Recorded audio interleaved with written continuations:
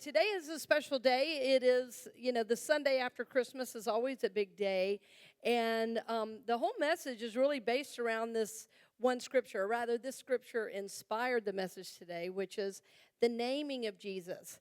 And the scripture says, "And his name shall be called Emmanuel," which means God with us. God with us. So, even though that was the prophecy given, what I know from reading the scriptures and from all my historical study is that Jesus, at his birth, was not called Jesus Christ, but was called, like so many of us, the place we're from, the family we're from, Jesus of Nazareth, or even Jesus, son of Joseph, right, would have been the traditional way he would have been called. So he grew into his Christhood over time once he really knew and began to experience his true nature, his Christed nature.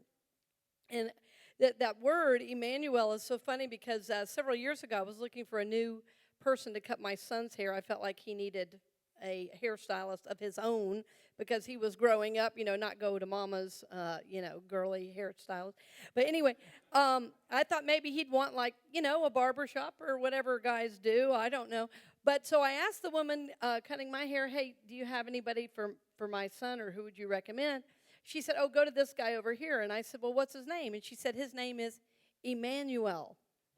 I said, "That's who's going to cut my son's hair." Yes. God with us. God with us is going to cut my son's hair. They have a wonderful connection, too. What a great guy to have in his life. So, names really hold a sacred energy, And so even your name given to you at your birth is sacred, I grew up going to a Christian school. Many of you know that I went to a Baptist school growing up, and one of the things I learned from one of my Bible teachers, he said to me, your name is Anderson, Andrew's son. And I said, "What do you mean?" And he said, "Well, that name," he said, "Do you know your heritage?" I said, "Yes. I know I'm Irish and Scottish. And we used to say Black Dutch, which I later learned was code name for Cherokee Indian. Because in the old days, you wouldn't say Cherokee, or that would be bad, but that's what Black Dutch means." So I said, "Yeah," and he said, "That name is Scottish." And so I learned, then that kind of started me on a little bit of a quest about my name and even in my family's history, because I seem to be one of the holders of the family names. Does anybody know what I mean by that? Like, I'm the one going on Ancestry.com. I'm the one, putting the names in the family tree to kind of make sure. There's so many of us, it's ridiculous. I have cousins I've never met, so all the ones I know, I'm getting down. So I learned that, we are named by, Anderson is a Scottish name, and it does, in fact, mean Andrew's son, and it was just shortened. Just like the name John's son, that would be son of John, right? So that's how some of those names came into being. Well, several years ago, I was at a naming ceremony. A friend of mine who's Jewish invited me. I felt really honored to be invited into her synagogue to go to the naming ceremony. And I thought, I bet Jesus went through some sort of ceremony just like this, where the whole community gathered and a name was celebrated and given at a really appropriate time. And, of course, Jesus' birth was foretold, right? They knew what they were going to be naming Jesus. And, of course, Jesus means deliverer. The name Jesus means deliverer, and has the same root name as the word, it's really Yeshua, right, in Hebrew, which of course is the same word as Joshua, which is my son's name. Your name carries energy.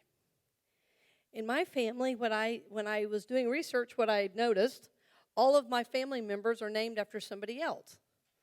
Right? That has its positive and negatives, amen?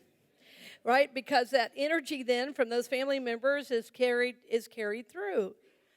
That's an ancient tradition, and I don't know if in the South we just can't think of anything else or what. Uncle so-and-so. But I was named after a great-great-great-grandmother on one side. That's my first name, Cynthia. And a great-great-great-grandmother on the other side is Alice. Right? So I started several years ago beginning to work on what those words mean, what those names mean. And if I believe my name is holy, there's got to be more to it than just about a family name. Even though, yes, I certainly probably do carry the energy of those family members, what's the meaning behind the word? And so Cynthia, I learned, is after the Greek goddess Artemis because she was born on Mount Cynthus, right? So that means that's the Greek goddess. That's my first name. My second name, Alice, means wise counsel and speaker of truth. Okay, now we're getting somewhere, I was thinking. Somebody, yeah. But I even learned your name also even has a numerology, and that has a meaning and will give you insights into even the character that you're bringing. So I'm telling you all this because we're still growing into our own Christhood. But how I think of it, because sometimes if I have to be like Jesus, I don't know. Sometimes that sounds so wildly grand that in my normal life, I don't think I'm going to be walking on water today. But what I can do is live for my highest self. I know I can do that. And I know if I really look deeply enough that my name is going to be a little bit of an indicator into what I'm supposed to be doing, into how I'm supposed to be guided, into a little bit more of my purpose. And so I chose that today because Jesus has been born. In the Christian story, Jesus has been born and has been given a name. So we too have a holy name. And, I even last service and this service too, as soon as I started talking about birth, I could hear somebody in their mind saying, my parents had no idea of anything spiritual when I was born. They might not have consciously known, but Spirit has a way of moving in and informing those decisions. And I want to honor, too, many people I know have as well changed their names because they didn't feel the name, their given name, was appropriate for who they were and who they were to be in this world. And I honor that as well. But I want to encourage you, the reason I'm doing this today is I want to encourage you to really do some work in seeing what is that name of yours, what does it mean, where did it come from, where is your family from, and see if you can find a little insight into your story, an insight into your meaning, an insight into your purpose. Because the truth is, on the day you were born, the angels rejoiced as well at your being here. There's something very holy about you, who you are, and who you were meant to be.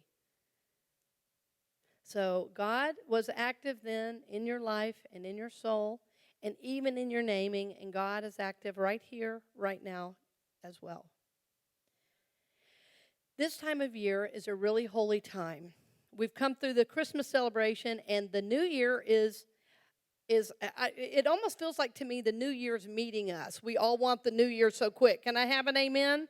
Seems like we are all ready to release 2019, even though there were some really good things in 2019. A lot of people have said, man, this was a tough year. 2019 was a tough year. I'm ready to see 2020.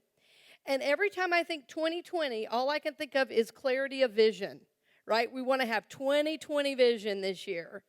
Right? We want a clarity of our purpose, a clarity of our movement, a clarity of what we're here to do, a clarity of finances, a clarity of health. Clarity is moving in 2020. So, knowing that, before we get to that clarity, what's happening is a lot of old stuff gets bubbled up right before the new year. Can I have an amen? Boy, and some of us are in it deep. Some of us are in it deep and are working through it, and I want to encourage you to be in this conversation with yourself because this will prepare you to really receive the new that the new year is bringing. If we just go in blindly and doing the same old thing, you're not going to get the benefit that you would get if you are really in contemplation, if you are really mindful, if you are taking time just to ponder life, all these things I'm saying, from the highest perspective. It will probably mean time in quiet, maybe time alone, just by yourself, contemplating things. What are you supposed to be doing next year? What are you here to do?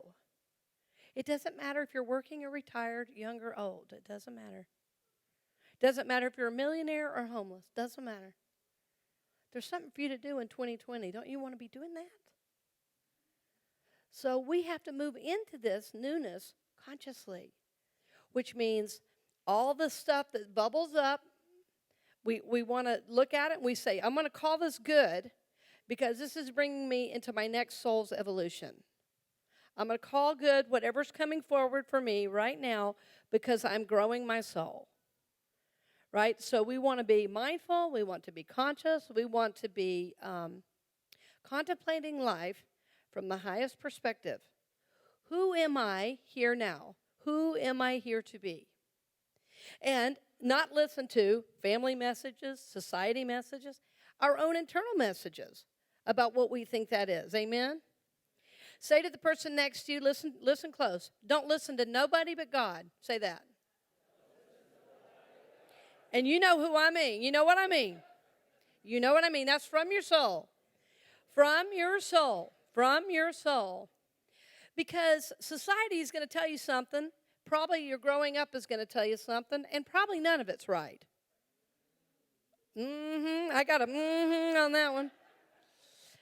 Okay. So how do we do that? Well, we have to release these messages of the past. And so, some of my journey with that, just with my name, was when I was little. So there were a bunch of us kids, Down south, we say, man, yeah, y'all just had a mess of kids. It's like, how many of you are there now? At every reunion, there's another kid popping out, So all the girls, it was Cynthia Alice, it was Zola Camille, it was Nola Celeste, it was Lala Gentry. We all had our two first names. Well, as I got in school, that was shortened. They said, well, which is it, Cynthia or Alice? Evidently, in school, they couldn't figure out somebody could be gone by two names. Somebody could go by two names. Imagine that, in school. So, okay, well, I don't know. Let's go with Alice. There's already another Cynthia. Okay. Well, that began the shortening of my name. So, and I spoke of this a few years ago because I was here when I re-added Cynthia to how I introduced myself. And for a lot of people, it was real difficult. It was like all of a sudden we're hitting a speed bump in the middle of a conversation. And this is, I don't know, some Alice. So some of you are still learning. That's okay. What am I supposed to call you? It's fine. Alice, Cynthia Alice, it's all okay. But I am going by Cynthia Alice Anderson because that's what I was here to be. And when I brought on that Cynthia, there was a new energy added to me. And that was an important part of my journey. So, and it still is. I'm still taking on my name. I do outside speaking engagements sometimes. So when I was starting my website, I had to decide, is it Alice Anderson or Cynthia Alice Anderson? Somebody said, well, Alice is easier. I said, too bad. I said, I think Oprah, when I sit down with her, is going to have no problem with Cynthia Alice. I'm just thinking. Right? Bright people have no problem. Cynthia Alice. It just rolls right off the tongue. It's so easy. Cynthia Alice. It's so easy. Cynthia Alice Anderson. I'm going to own that. Full. CynthiaAliceAnderson.com, baby. Right? So it's all about me owning my divine nature. So sometimes if I think of it that way, I don't get so, I don't feel like it's too grand for me to step into. Even though what I'm really doing is stepping into my Christ nature.